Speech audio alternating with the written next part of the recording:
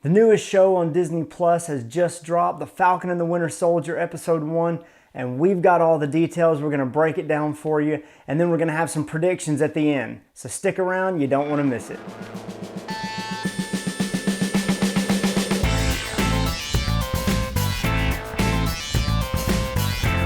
Don't forget to subscribe to our channel.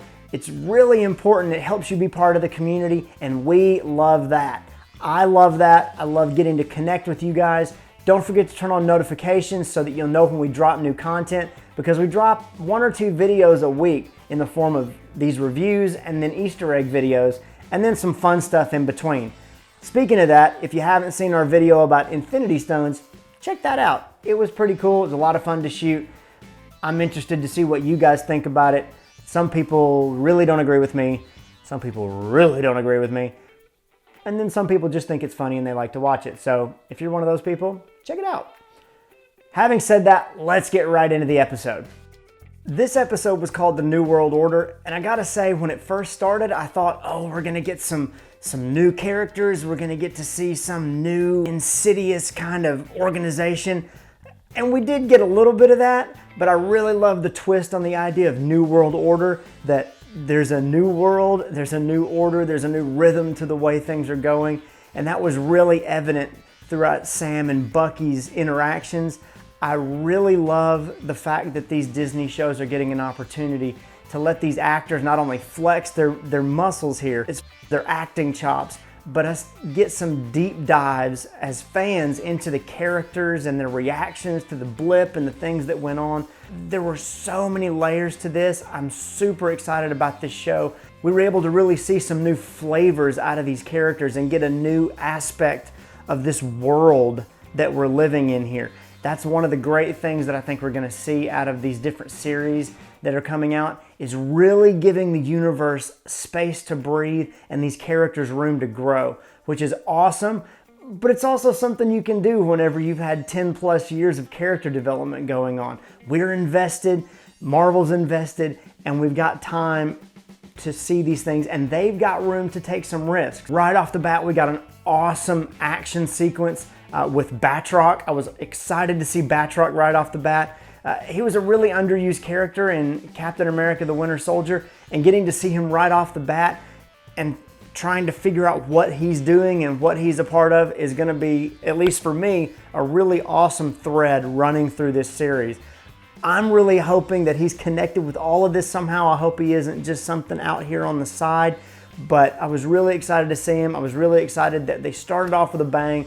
The action sequence was fantastic, and it introduced a little bit about Sam in the form of this choice that he's made to partner with the Air Force, to partner with the military, to try to find new places to be useful, to be active. After Endgame, we saw all of the heroes split up. The Avengers are no more. There's all kinds of different things that are going on. Wanda's dealing with her grief, and so everybody's trying to figure out where they belong, the New World Order, so to speak. And it was really cool to see this side of these characters, and I'm really looking forward to the next 5 episodes and to see where it takes us. It was evident from the get-go with the funeral montages and the pieces and the way they fit it together, which I really loved. Rather than giving it to you all at one time, you got different aspects of that, with Sam getting ready for the funeral, kind of mulling over the shield. And you could tell that was a really difficult thing. They really played off of that idea of, should he give it up? Why does he have it? Why should he have it? And Sam's reason was kind of shallow when he told Rhodey it just belonged to Steve and I didn't want to keep it. I thought it was interesting, the connections here between Steve giving Sam the shield and Sam just giving it away, and Peter being given Edith by Tony and then just giving it away, and the ramifications of that. I really hope it doesn't play out like it did in Far From Home, where Peter gave away Edith and we find out that he gave it away to a bad guy. Although part of me is kind of rooting for the conflict that would arise in the new Captain America, or US agent as he's going to be called eventually, becoming some antagonist in some way, or at least someone who is not worthy of holding the shield. And I think that's probably going to be conflict for Sam especially at the end where you saw him watching the new Captain America come out with the shield, and maybe that realization that, oh, now that somebody else has it, I should have kept it, because it, at least with me, it wasn't with somebody else. That was a really awesome, it was kind of a heart-rending moment. This episode was really deep. It had a lot to it. In comparison to WandaVision, which was a lot of a mystery and a whodunit and hiding and those kind of things, there was a lot more given to you to set up the world in this first episode. And it was nice to have a longer episode that didn't end with a please stand by. It was a little more satisfying, it was a little less jarring, and I really, really enjoyed it. I'm curious as to what you guys think about the tone, the reveals in the first episode. They gave you Batroc right off the bat. They gave you the Flagsmashers right off the bat. They gave you a lot of torment on Bucky's end. Switching over to Bucky for a moment here, seeing how he's still dealing with things similar to the way that Steve dealt with stuff. And I thought it was really telling. And because, again, we've had 10 years of character development, it was really cool, actually, even though it was painful to watch, to see Bucky go through some of the things that Steve had gone through over the years, dealing with his age, dealing with not knowing how to date, not knowing how to handle this world that he found himself in. Bucky's been the Winter Soldier for so long, he didn't have to deal with society because he was literally on ice, just like Captain America, just in a different way. And then to be thrust back into it after this big battle and to not have that fight. And then it was a really nice piece of writing to throw in the idea that Bucky had peace in Wakanda for just a little while. It actually made me think about that one moment where Black Panther shows back up, where Bucky is in his hut and he presents him with his new arm, and all Bucky says is, "Where's the fight?" When he says that, it flavored that scene a little better. You kind of felt the heart behind it, the exasperation behind it, I guess, a little bit. It was a really well-written moment and amazingly well acted. That's what I've loved just watching this show and WandaVision. Elizabeth Olsen did amazing. Paul Bettany did amazing. Catherine Hahn was awesome. But you got the same thing out of this show too. Anthony Mackie was awesome. Sebastian Stan did a great job. These new characters that are coming in, I was instantly connected to Sam's sister. That was really, really cool. The relationship they had and getting some depth and just letting these characters and these stories breathe rather than just getting right into the action.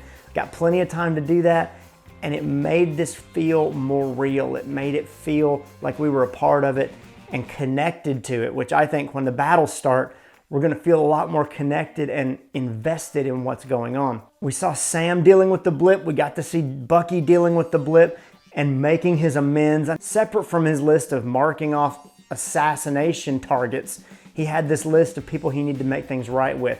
And that was a big point of who Bucky was as Winter Soldier, that he caused a lot of heartache, that he caused a lot of problems. I'm curious if they've done this with Bucky, are they going to do it with Hawkeye when they come back to the Hawkeye series, given that as Ronin, he killed a whole bunch of people. We'll get to that in the future. I'm not calling that a prediction, but I wonder if they've explored that here and in WandaVision, the way that people are dealing with things. Are they going to do that in Hawkeye? With Bucky, I thought the counseling session also revealed how much he relied on Steve as well. You know, in Captain America, the First Avenger, it showed Steve relying on Bucky and their relationship, but it was cool to see this from the other side, how much Bucky relied on Steve and how Steve grounded him in reality.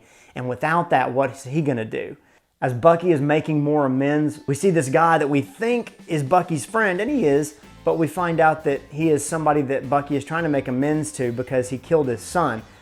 I also thought they used that character, the Yori character, in a really interesting way to highlight that Bucky was comfortable spending time with an older guy, similar to the way that we saw Captain America hang out with veterans and things like that in earlier movies.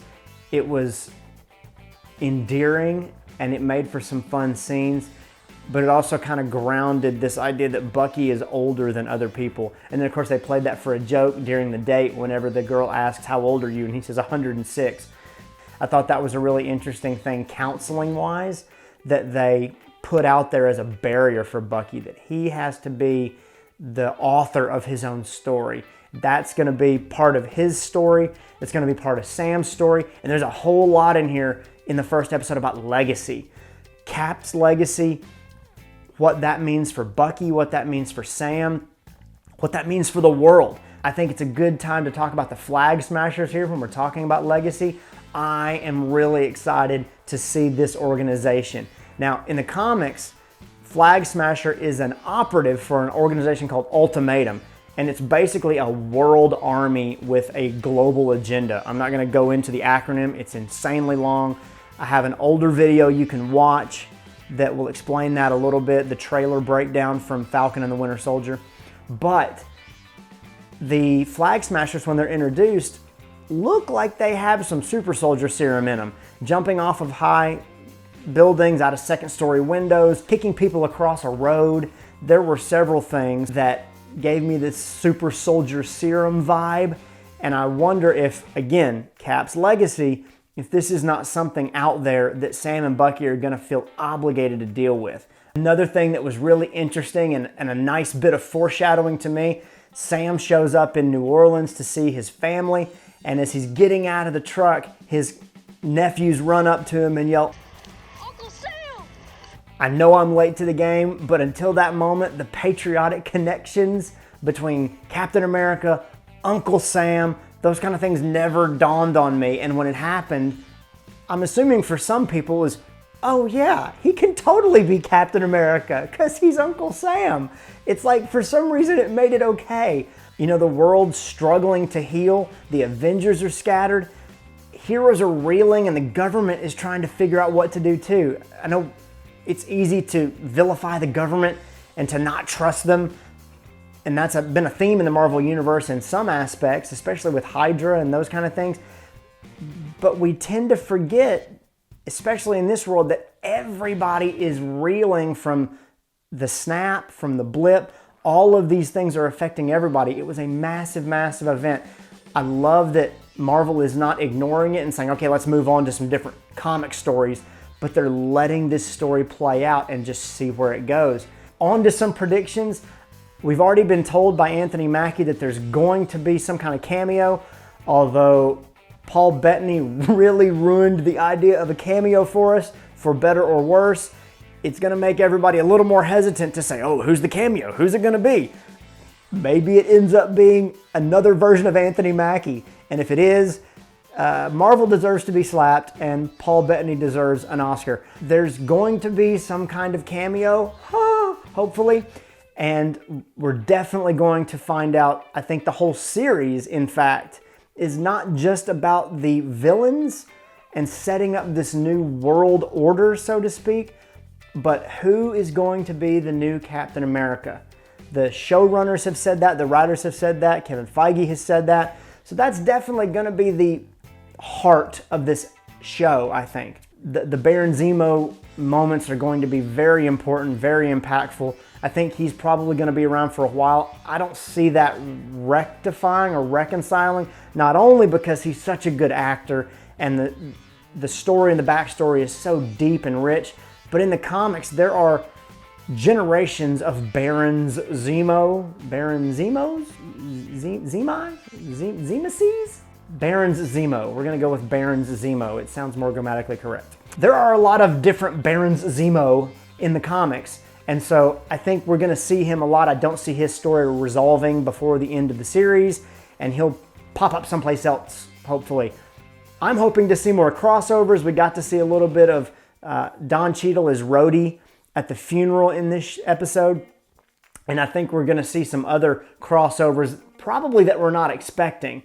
I think that's going to be where this show shines. We did get to see the new Captain America, and if you watch the credits, they actually name him as John Walker. So they gave you already who he is, even though we already knew that if you looked at the comics. He's going to become U.S. agent, but how he does that is anybody's guess. We saw in the trailer U.S. agent running out onto that football field, giving the drum major a high five. He was carrying a different shield. Now, when that happens, how that happens, I don't know. Do you know? I'm looking forward to finding out. I'm looking forward to finding out a whole bunch about this show. Tell us what you thought. Tell us what you're looking forward to, what you think is happening. Did you pick up on any Easter eggs? We're going to drop an Easter egg video here in a couple of days, so stay tuned for that. We're looking forward to being with you every episode. I'm really looking forward to engaging with you and talking with you about it. So let us know what you thought, and we'll see you next time.